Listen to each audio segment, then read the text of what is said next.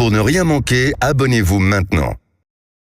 Idéalvoyance.fr, coaching de vie spirituelle par téléphone, chat et email présente. Sud Radio, c'est votre avenir. Trina Magdine, Alexandre Delovan. Bonjour à tous, merci d'être avec nous sur Sud Radio et bienvenue dans C'est votre avenir. Je suis ravie de vous accompagner pendant cette prochaine heure. Une heure qui sera entièrement consacrée à vos interrogations. Si vous voulez savoir si votre couple a encore un avenir ou si autre chose vous attend. Si vous voulez savoir si vous allez rester encore longtemps dans votre travail actuel ou si vous allez pouvoir concrétiser vos projets. Eh bien, soyez rassurés. On va vous éclairer sur votre présent et votre avenir grâce au don de notre coach intuitif, Alexandre Delovan. Bonjour. Bonjour Trina, bonjour à tous. Je vous laisse vous installer. Je suis installé, je suis prêt pour faire cette émission. Oui, parce que jusqu'à la dernière seconde, j'ai eu peur, je vous entendais dans les couloirs siffloter. Je sifflote. Oui, tenez, oui, c'est notre réalisatrice qui a enregistré, effectivement. Ouais. Mais apparemment, je siffle bien là. Oui, vous sifflez bien. Peut-être même mieux que vous. Moi, je ne siffle pas. Bon, ça va aujourd'hui ?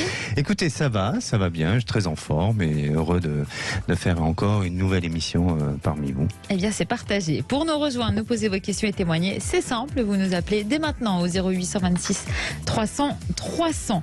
Tout à l'heure, on verra comment dépasser ses limites avant la superstition du jour et l'ange du jour. Et on démarre avec Delphine. Bonjour Delphine. Bonjour Trina, bonjour Alexandre. Bonjour. Bienvenue Delphine. Merci de m'accueillir. Vous nous appelez d'où ? Val-de-Marne. Très bien. Alors, votre fille doit partir à l'étranger à la fin du mois dans le cadre d'un échange universitaire, c'est ça ?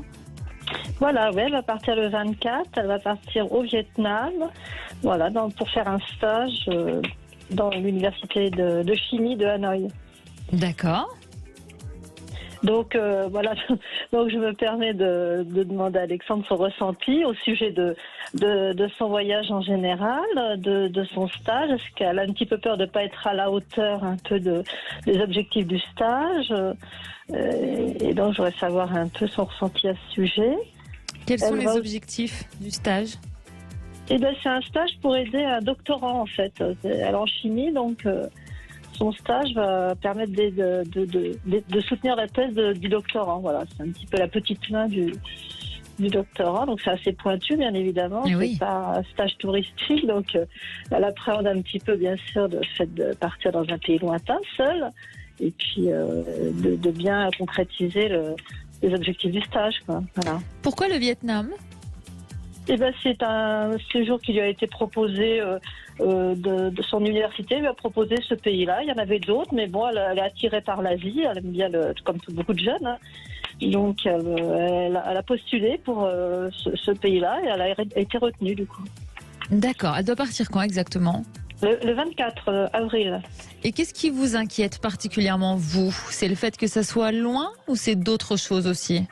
Non, je ne suis pas inquiète. Je voudrais juste savoir si ça va porter ses fruits, si elle va trouver aussi matière à se projeter au point de vue professionnel plus tard, voyez-vous. De toute façon, est-ce que ça va concrétiser son choix de voie professionnelle ou ça va lui ouvrir des portes d'autant plus qu'à la rentrée, elle devrait faire de l'alternance. Je voudrais savoir si elle va trouver une bonne entreprise en septembre, si ça va donc son avenir professionnel qui se dessine et le bon en fait. Voilà, si D'accord. Et elle est dans quel état d'esprit exactement ? Un petit peu angoissée, voilà. Elle recommence à faire de l'eczéma, des choses comme ça, quoi. Elle est contente, elle est très, très contente de partir parce qu'elle a toujours beaucoup voyagé, donc c'est pas. Mais là, c'est pas du tourisme simple, on va dire. Voilà, c'est du tourisme allié à d'autres contenus parce qu'elle doit rendre bien sûr un petit mémoire à la fin du stage. Oui. Donc il y a tout un tas d'objectifs à atteindre, on va dire, voilà. D'accord. Donc son état d'esprit, c'est tendu parce qu'il y a plein de multitudes de choses à faire, à préparer, à envisager. Donc voilà. D'accord. Donc elle parle seule. Elle devait partir avec une camarade, mais la camarade part un petit peu plus tard. Du coup, la rejoint quelques jours après. Donc là, elle sera seule au début. Très bien. Elle a juste son tuteur qui va l'accueillir, normalement, le tuteur de stage qui va l'accueillir. Alexandre, selon vous, comment ça va se passer là-bas ? Alors, tout d'abord, Delphine, je vais vous demander de penser à votre fille et à son expérience à l'étranger et de me donner une couleur qui vous vient. Rose. Un rose, d'accord.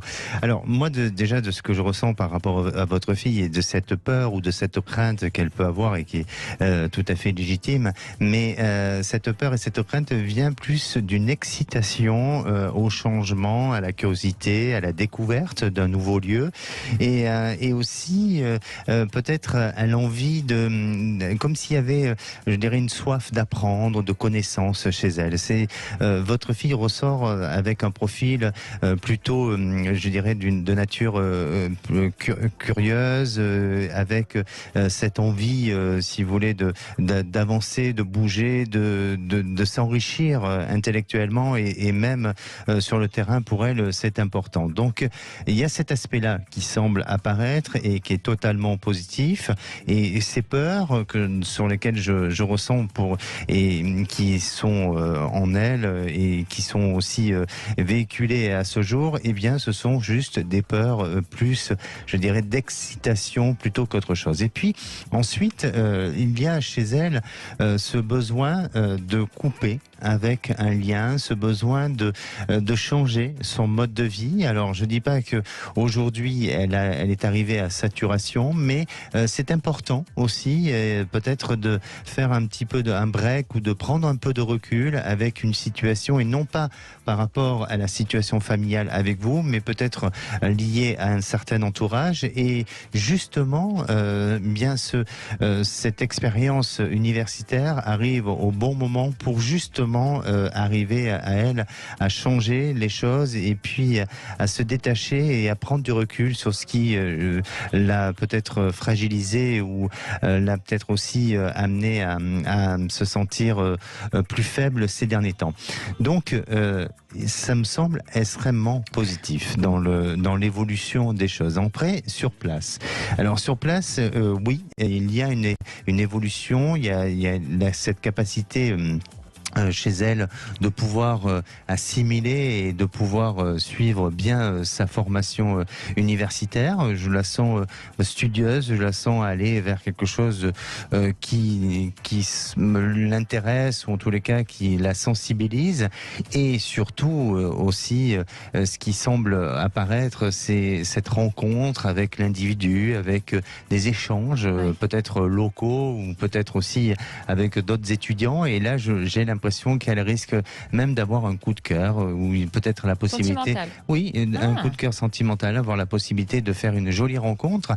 Donc c'est un voyage initiatique et aussi pour elle universitaire qui va être marquant, va lui laisser la possibilité de retenir, d'en retenir des bons souvenirs et vraiment quelque chose de très favorable. Et puis il n'est pas impossible que ça se prolonge un petit peu. C'est-à-dire que même si... plus qu'initialement, alors. Oui, ça doit être 3 mois, c'est ça, Delphine, au départ? Écoutez, oui, j'ai pas eu le temps de vous en parler, mais elle envisage avec ses camarades qu'elle va rejoindre là-bas de continuer sur le Cambodge, mais là en mode touriste. Exactement. Alors, c'est ça. Effectivement, c'est prévu. Voilà, j'allais vous en parler. Est-ce que vous voyez poursuivre un petit peu, mais là de façon plus tout à fait touristique, sans objectif particulier. Oui, elle compte aller au Cambodge et là, elle ne sait pas encore si ça va se faire ou pas. C'est fort possible, mais effectivement, c'est ça. Exactement, et je la sens poursuivre, donc je la sens continuer dans une excursion, dans la découverte du lieu, de l'endroit, de ces pays-là. Et puis, elle reviendra aussi avec une idée, alors c'est une idée peut-être associative, sur peut-être un projet sur lesquels on pourrait apporter soit une aide supplémentaire, ou est-ce que c'est un but humanitaire ou autre, mais en tous les cas, il y a quelque chose de bon, et ça lui permettra de se projeter dans l'avenir sur autre chose ou peut-être de ce projet humanitaire. Mais vous verrez que votre fille reviendra avec plein de bons souvenirs et puis surtout de très bons résultats parce que sur le plan universitaire, bien je la sens réussir et ça lui permettra d'aller dans la continuité de ses études. Ça sera donc très enrichissant pour elle. Totalement. C'est très bien. Merci beaucoup Delphine d'avoir été avec nous sur Sud Radio. Allez, on verra dans un instant comment dépasser ses limites et on vous attend. 0826 300 300, venez nous rejoindre. Trina, Oui. parlez-nous, mais comment dépasser ses limites? Alors, dépasser ses limites est très bénéfique pour Oui. tout le monde. Ça aura toujours un effet positif, que ce soit sur notre attitude, sur notre personnalité ou même sur notre confiance personnelle. Ça nous pousse dans nos retranchements, dans le bon sens, et ça nous fait évoluer en tant qu'être humain. Dépasser ses limites permet d'aller plus loin, de passer à des niveaux supérieurs de conscience de soi et du monde autour. Mais vous parlez de quelles limites? C'est très vaste. Eh oui, alors quels sont les conseils à mettre en pratique de manière Alors, générale? il y en a beaucoup. Premier conseil, il faut cerner vos limites. Pour ça, tracez un cercle sur une feuille de papier, notez à l'extérieur tout ce à quoi vous avez renoncé par peur de l'échec. Puis à l'intérieur, notez les activités habituelles situées dans votre zone de confort et listez les avantages à sortir de cette zone de confort. Par exemple, je pourrais apprendre une nouvelle langue. Deuxième conseil, optez pour des choix qui vous ressemblent plutôt que de chercher à épater les autres. L'important est de vous plaire à vous. Troisième conseil, assumez vos points faibles. Ne pas les assumer, c'est s'interdire de demander de l'aide alors que le soutien des autres est indispensable quand on veut se dépasser. Quatrième conseil, fréquentez ceux qui osent, ceux qui ont changé de boulot ou changé de vie par exemple. Échangez avec eux parce qu'eux aussi ont eu des peurs, des pensées négatives, des soucis et ils ont su les surmonter. Ce sont ces personnes-là qui vont vous tirer vers le haut et vous apprendre à dépasser vos limites. Ah oui, moi, vous savez, quand je mange une plaque de chocolat, je me Vous laisse... dépassez vos limites. Oui, je dépasse mes limites Ah oui, j'imagine. et j'assume mes points faibles, mes faiblesses. Oui, Oui. oui, bah mais c'est très bien, Alexandre. Bon, c'est pas seulement pour le chocolat, hein. Alors, c'est pour quoi oui. d'autre? Oh, d'autres Ah choses. bon, on veut savoir maintenant, vous en avez trop dit. Oui. On va pas faire la liste, il y en a beaucoup. Ouais. Alors, est-ce qu'il existe un exercice à pratiquer en particulier pour dépasser ses limites? Oui, un exercice qui marche vraiment bien d'après les psychologues, c'est l'imagerie mentale. Les yeux fermés, visualisez votre projet, celui pour lequel vous voulez dépasser vos limites. Déroulez dans votre tête le film qui mène à l'échec pour anticiper les obstacles, puis déroulez le film qui mène au succès avec les solutions à ces difficultés. À chaque fois, vivez le parcours avec des sensations physiques et des émotions comme la peur, la joie. Votre cerveau apprendra comme si les situations étaient réelles et le jour J, il sera apte à déjouer les embûches puisqu'il les aura déjà résolues par l'imagination. Magique, Bon, apparemment. très bien. Et moi, je vous ai parlé de mes limites, mais les vôtres, ça serait lesquelles si vous devez justement travailler sur ça aujourd'hui? Oh là là, je pense que la liste, elle est tellement longue qu'il nous faudrait 3 heures. Oui, mais peut-être vous pouvez nous donner une indication sur une limite à dépasser? Non, mais après, rester dans sa zone de confort, moi, je suis plutôt... J'ai du mal à dépasser mes limites en règle générale. Ah, Ouais, d'accord. ça dépend sur quoi, mais je suis peut-être pas assez audacieuse. on va Peut-être dire. comme notre prochaine auditrice. Alors, on va voir. On va voir ça. Hein. Bonjour Catherine. Est-ce qu'on a Allô Catherine? Oui, bonjour Catherine. Dominique, pardon, excusez-moi. Oui. Oui, bonjour Trina, bonjour Alexandre. Bonjour. Bienvenue Dominique, vous nous appelez d'où? Je vous appelle du Gers. Très bien. Alors, vous êtes en procédure juridique avec une maison d'édition, c'est ça? Voilà, tout à fait. Fin 2019, j'ai signé un contrat avec une maison d'édition. La parution a eu lieu mi-2020. Il devait y avoir des signatures, des choses comme ça, mais le Covid est arrivé, donc ça a modifié un petit peu les plans.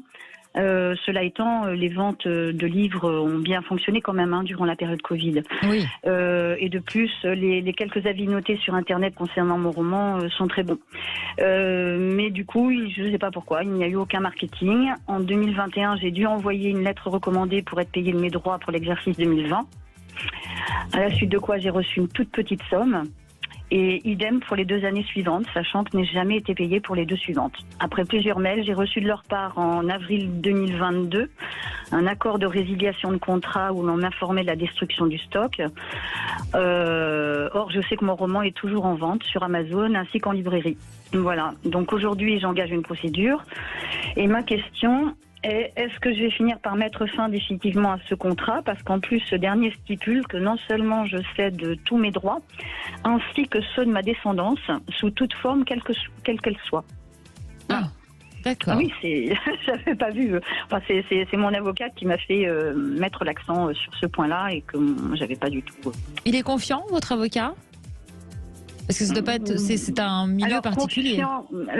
Confiant, pas plus que ça. Enfin, je veux dire, pour l'instant, il n'y a pas spécialement d'avis. Tout ce qu'il a noté quand même relevé, c'est que dans le contrat, il y a des clauses qui ne peuvent pas s'accorder. Donc il y a déjà au niveau du contrat des erreurs. D'accord. Donc oui, on peut jouer certainement là-dessus, mais voilà. Donc ce que vous voudriez, c'est arrêter votre contrat avec cette maison d'édition qu'on ne citera pas et trouver une autre maison d'édition. Et trouver une autre maison d'édition, sachant que les réflexions que l'on m'a faites après la lecture du roman, souvent les gens me disaient mais c'est très très imagé, ça pourrait faire un film. Et puis bon, il en a été question à un moment donné comme ça vaguement. D'accord. Donc savoir si à un moment donné ce roman finira par être entre guillemets bien édité ou fera l'objet d'autre chose. D'accord, donc vous avez déjà reçu une toute petite somme, vous nous disiez ? Ah oui. Mais qu'est-ce que ça représente en pourcentage à peu près par rapport à ce que vous devriez toucher normalement ? Mais je n'en sais rien du tout. Ah, vous ne savez pas ? Non, parce que j'ai aucune confiance en eux. Je ne sais pas du tout si le nombre d'exemplaires exactement qu'ils ont édité. Je ne sais pas. Je n'arrive pas à entrer en communication avec eux. D'accord. Depuis que j'ai signé le contrat, il n'y a plus rien. Bon. Et je suis pas la seule dans ce cas-là. Hein. J'ai sur un post sur un réseau social il y a pas longtemps. Je suis allée sur leur page et j'ai vu que quelqu'un se plaignait de ne pas être payé. Donc je suis rentrée en contact avec ces gens-là et ils sont exactement dans le même cas que moi. Bon. Alors, Alexandre, est-ce que ça va se solutionner selon vous ? Alors, déjà, oui. Pour moi, je sens une solution, mais je vais vous poser une question sans que ça froisse quoi que ce soit. Est-ce que c'est un roman à succès ou tout simplement il est vendu normalement aujourd'hui ? Ah, aujourd'hui, non, c'est pas un roman à succès puisque personne ne le connaît. Il y a pas de marketing. Alors, d'accord. Alors, pour moi, je pense que je vous pose cette question parce que et de ce que je ressens, c'est que effectivement, le fait que il n'y ait pas eu un engouement sur ce roman aujourd'hui, eh bien, ça va permettre de pouvoir renégocier le contrat parce que pour eux, les intérêts financiers ne sont pas les mêmes et les enjeux aussi financiers de ce qui vous doivent ne sont pas les mêmes. Donc, il est temps de le faire. Je crois que vous êtes bien soutenu aussi par votre avocat qui va soulever des points, comme vous l'avez cité précédemment. Et ça va permettre peut-être aussi, eux, de se repositionner, de réfléchir et puis de se rendre compte qu'ils ont face à eux une cliente ou qui est bien soutenue par un bon avocat et donc à devoir négocier et à devoir repositionner les choses. Donc, le résultat de tout ça, je le ressens assez positif. Bien sûr, à vous de suivre cette continuité et de faire, et de faire toutes les démarches nécessaires pour que vous puissiez aller jusqu'au bout de ce que vous attendez, de ce que vous souhaitez. Mais en attendant, pour moi, il y a quelque chose de bon et de positif dans l'avenir d'une future négociation. Et c'est très proche. C'est très proche. J'ai l'impression. Oui, allez-y Dominique.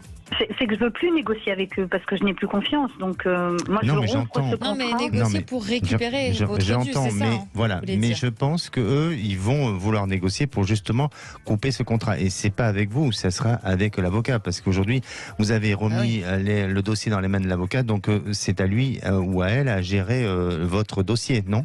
Oui. C'est le cas, non ? Oui, c'est ce qu'elle nous disait tout à l'heure. Exactement.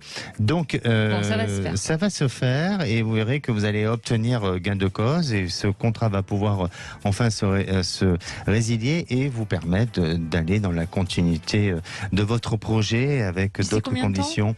Moi, c'est assez rapide. C'est assez rapide. Je pense que il y a une ouverture au dialogue, une négociation possible avec eux d'ici le mois de juin 2023.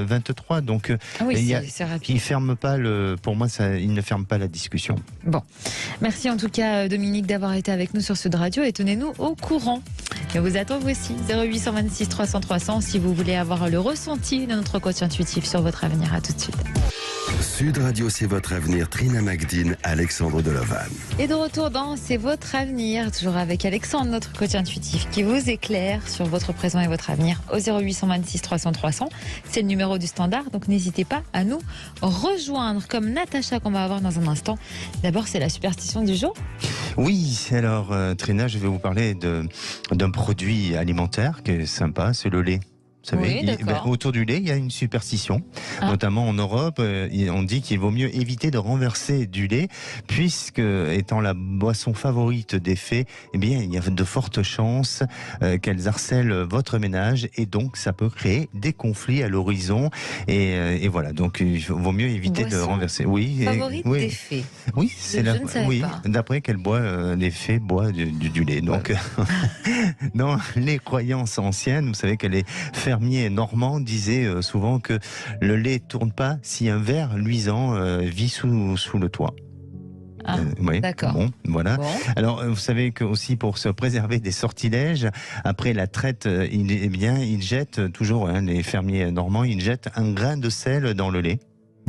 Comme ça les protège de tout sortilège. Bon. Au Moyen-Orient, on ne jette jamais du lait chaud dans les canalisations parce que ça peut faire remonter les esprits et ça peut les nourrir. Tout ce qui est dans les canalisations, c'est sujet à ça, je crois. Oui, mais alors les chauds, alors là, apparemment, ils adorent ça, les esprits, il faut éviter.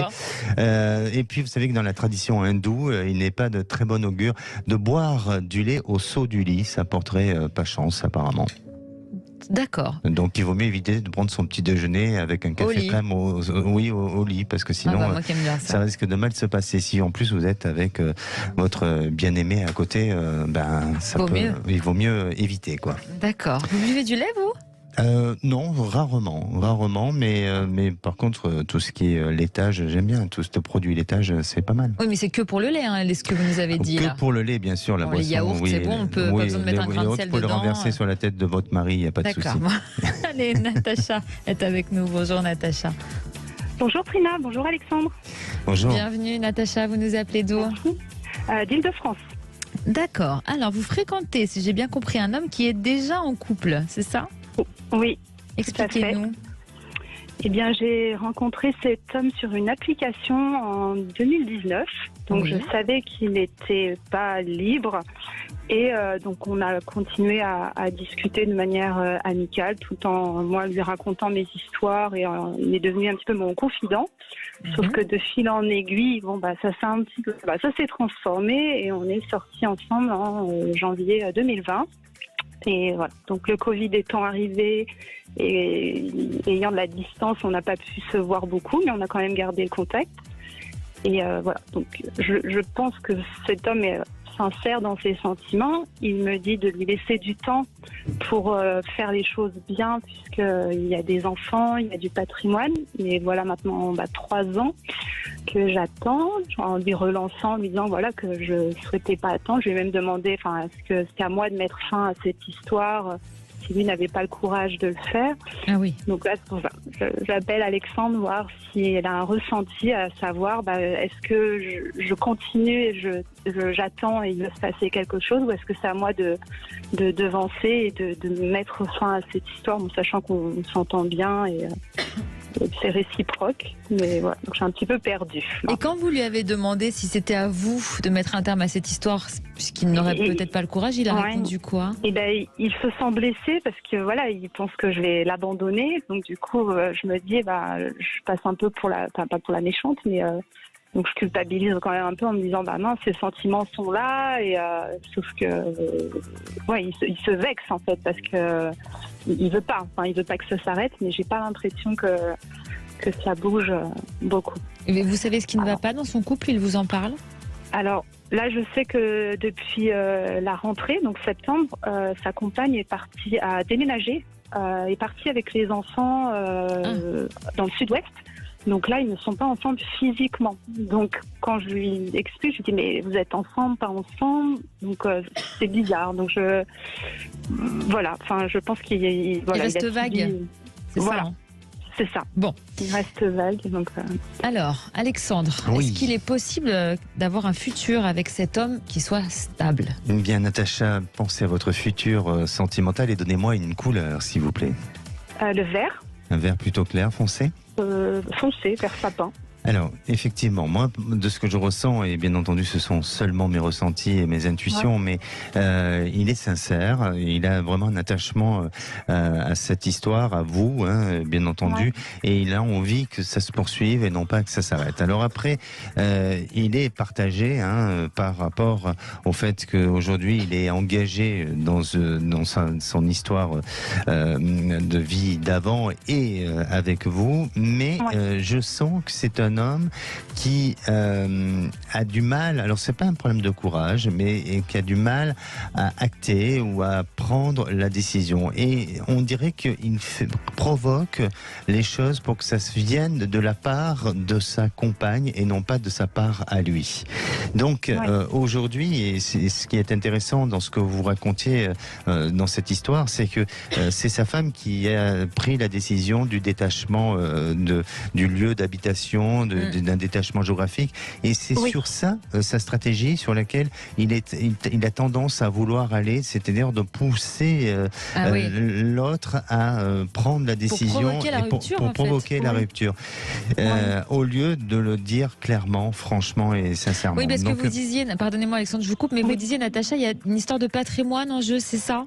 Oui, il y a des enfants, et puis donc il y a une maison là où il est maintenant et une maison où elle est dans le sud-ouest. Peut-être aussi pour ça qu'il a du mal. Oui, et puis surtout, de ce que je ressens, et bien entendu, il n'y a que lui qui pourrait le dire, mais de ce que je ressens, c'est que il attend aussi un moment propice pour, à un moment donné, pouvoir faire changer les choses et pouvoir décider. Alors peut-être aussi qu'il attend que sa femme se sente bien ou soit bien installée suffisamment longtemps dans ce lieu-là, dans le sud-ouest, pour qu'à un moment donné, le détachement, la séparation se fasse réellement et que ça puisse encore plus officialiser les choses. Donc, tout est encore une question de temps. Et si aujourd'hui vous n'avez plus envie d'attendre, eh bien, je crois que malheureusement, ça va être difficile de pouvoir patienter encore, parce que il y a encore du temps, il y a encore des échéances à venir, et ces échéances ne sont pas là pour dans un temps proche, elles sont dans un temps beaucoup plus lointain. À peu près. J'ai bien l'impression presque 2 ans.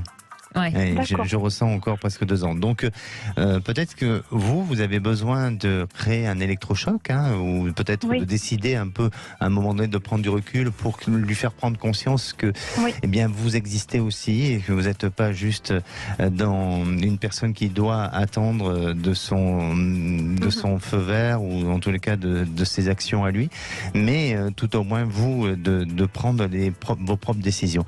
Et vous verrez que pour moi, il y a quand même une continuité, il y a l'envie de poursuivre, et vous serez amené à vous retrouver, même si peut-être que ça passera par une phase à un moment donné de détachement ou peut-être de prise de recul, voire de petite rupture, mais vous êtes quand même amené à vous retrouver dans un temps plus lointain. Écoutez, à vous de prendre la décision par conséquent, d'attendre encore ou pas. D'accord. Bon, en tout cas, il y a un avenir possible avec cet homme. Il y a un avenir, il me semble, oui. D'accord. Merci Natacha. Merci beaucoup. Merci d'avoir été avec nous. Merci, au revoir. À bientôt. On passe à l'ange du jour, Alexandre. Quel jour on célèbre le 12 avril? Quelle fête? Ce 12 avril, c'est un jour sacré. Eh oui, parce que aujourd'hui, c'est la Saint-Jules. Très bien. D'accord. Alors, vous savez qu'il y a un dicton météorologique pour la Saint-Jules. Eh bien, mauvais temps n'est pas installé pour longtemps. Tant mieux. Donc tant mieux, on va vite passer au beau temps. Et apparemment, Rémi André nous l'a annoncé. L'ange qui gouverne cette journée, c'est Mélaël. Il délivre... Non, c'était pas ça? Non, je crois pas. Ah bon, de toute façon, moi j'ai toujours envie d'entendre du positif. Alors, mais vous avez raison. Imaginons un grand soleil. On dit toujours après la pluie, le beau temps. Vous avez raison. Exactement. Alors bon, si ça vous intéresse, Trina, l'ange qui gouverne cette journée, c'est Mélaël. Il délivre de tous les maux, il maîtrise les émotions et apaise aussi les conflits. Il permet d'accéder aux connaissances des plantes médicinales. Incroyable. Oui.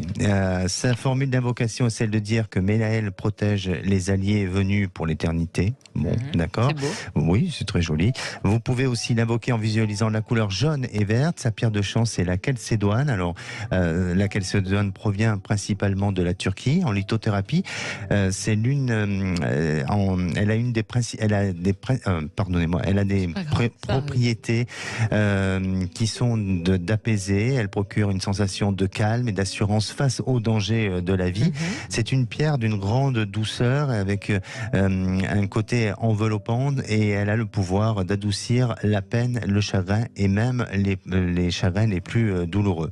Un petit anniversaire du jour. Au moins un. Oui, Jean-Louis Aubert, c'est son anniversaire. Oui, on aime beaucoup. Exactement. Un souvenir. Allez. J'en ai 4 si vous voulez aujourd'hui. Ah bah, vous dites, vous êtes enflammé. Vous les tous, vous en voulez? Oui, je les veux tous. Bon, d'accord. Ben, vous savez, on va commencer par en 1945, c'était la mort du président des États-Unis Franklin Roosevelt. En 65, vous savez que c'était le mariage de Johnny Hallyday de Sylvie Vartan. Ce 12 avril. Extraordinaire. Oui, en 76. Non, mais attendez, c'est quand même culte ce que vous nous dites. Oh, pensez-vous. Mariage de Johnny Hallyday et Sylvie Vartan. Eh oui, c'était aujourd'hui, le 12 avril 65. Le 12 avril 76, c'était le départ de Joséphine Baker qui s'éteignait.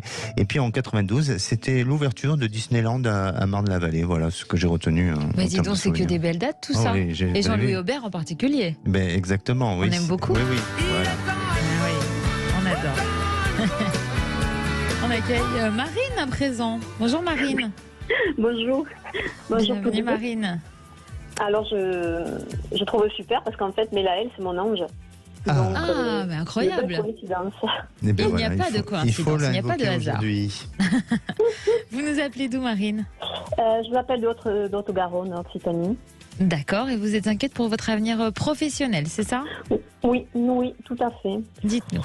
À la fois c'est l'avenir professionnel, à la fois mon état actuel. Là, je sens qu'il y a besoin d'un changement intérieur. C'est pour ça aussi que j'appelle Alexandre pour qu'il m'aide à sentir ce qui se passe en moi et vers quoi je peux me diriger, quelles sont mes failles actuelles et comment essayer d'y remédier.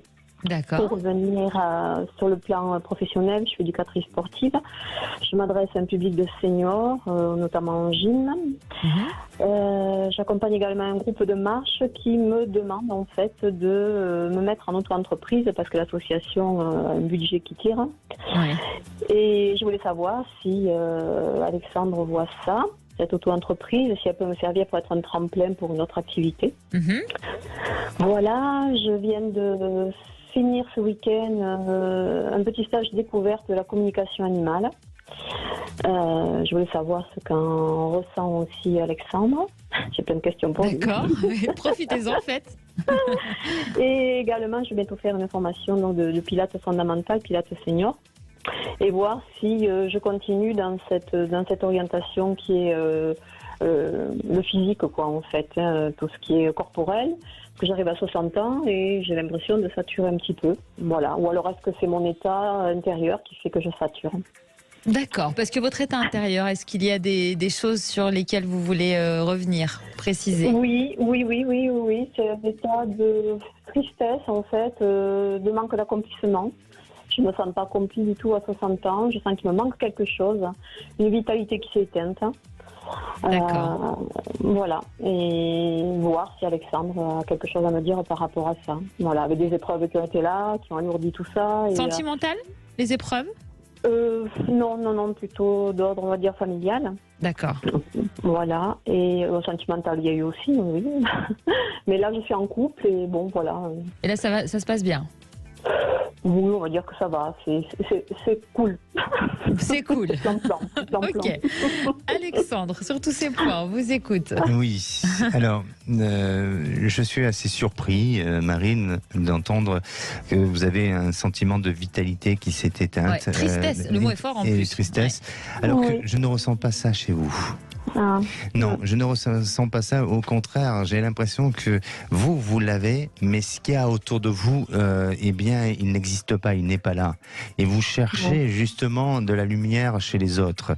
Parce que vous avez une lumière qui demande qu'à jaillir, qui demande qu'à continuer à vivre de la manière dont vous avez vécu les choses jusqu'à présent. Donc, peut-être que au travers des activités, des différentes activités professionnelles sur lesquelles vous aspirez à évoluer, eh bien, peut-être qu'effectivement, vous allez pouvoir trouver cette lumière chez les autres.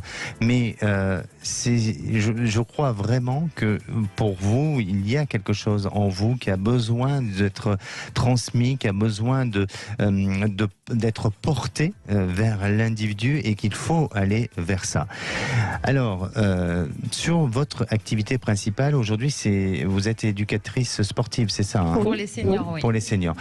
Ça, pour moi, je sens que ça prend beaucoup énergétiquement, mais à la fois, je vous sens continuer dans cette activité-là. Ensuite, en ce qui concerne vos activités en tant en auto-entrepreneur, c'est bien de le faire. C'est bien de le faire parce que vous avez besoin aujourd'hui de créer votre propre palette de couleurs, votre propre orchestrer, si vous voulez, vos différentes activités, effectivement. Et parce que de ce que je ressens aussi, c'est qu'il y a une activité qui prendra plus que d'autres et à certains moments. Donc parfois je vous sens piocher ou je vous sens aller ou créer cette dynamique pour une activité spécifique et puis ensuite aller vers une autre activité et je vous sens arriver à trouver un équilibre au travers de vos outils différents de travail. Et il semblerait que tout ce qui touche à la communication animale, au pilates, aussi aux autres activités que vous souhaitez faire, alors faites attention à la dispersion aussi, hein, mais pour moi, je vous sens, c'est pas facile, mais je vous sens arriver à pouvoir conjuguer tout ça et à bien le différencier et à trouver, on va dire, un public qui sera sensible à ce genre d'activité et vous, de pouvoir bien l'organiser dans votre manière de travail. Donc, ce que vous devez vraiment retenir, Marine, aujourd'hui, c'est continuer comme ça, continuer à vous réaliser et puis surtout ne croyez pas, ou peut-être que je ne veux pas vous changer votre mode de pensée, mais ne croyez pas que vous êtes éteinte. Pas du tout, je ne ressens pas ça. C'est peut-être vous qui avez besoin d'illuminer les personnes qui y a autour de vous. Pardonnez-moi Alexandre, je vous coupe, mais Marine, est-ce que c'est un sentiment que vous éprouvez réellement au fond de vous? Est-ce que peut-être des gens vous ont dit qu'ils vous trouvaient éteinte?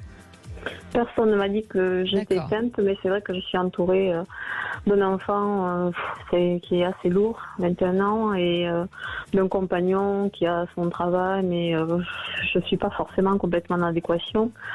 Il me permet d'être en sécurité, on va dire, mais c'est pas forcément dans la possibilité de m'épanouir complètement. Voilà, donc je ne sais pas si le chemin va continuer. Oui, donc vous n'arrivez pas à vous épanouir comme vous le souhaiteriez, mais ça ne signifie pas pour autant que vous êtes éteinte. Ben, c'est ce que je réalise au travers des propos d'Alexandre. Je ne pensais vraiment pas. Il y a de la ressource en vous. Si vous étiez éteinte, vous n'aurez pas cet objectif de faire ça ou plusieurs activités. Mais c'est très juste. Il y a cette notion de ressource. Au contraire, vous avez envie. Après, il y a des exigences. Vous avez des exigences peut-être au travers des personnes qui vous entourent parce que vous les voyez vivre leur quotidien avec une certaine forme de routine et vous êtes lassé de cette routine. Vous avez envie d'autre chose. Mais vous ne pouvez pas en vouloir à des personnes qui, pour eux, n'ont pas envie de changer ou que ça leur convienne de cette manière-là. Donc, allez vers la lumière et vers des personnes qui cherchent cette même lumière. Et vous verrez que à partir de là, vous allez vous sentir beaucoup plus légère et beaucoup plus heureuse et beaucoup plus épanouie et puis pas du tout éteinte. Bon, et on vous le souhaite, Marie. Je peux juste redemander une petite chose? Alors malheureusement, on a vraiment plus le temps. On est déjà très en retard, mais voyez avec le standard pour repasser un peu plus tard. Merci beaucoup tous les deux, vous êtes super. Merci beaucoup. À vous, à bientôt. Je vous embrasse, au revoir. Nous aussi. Allez, venez nous rejoindre. 0826 300 300, on revient dans un instant.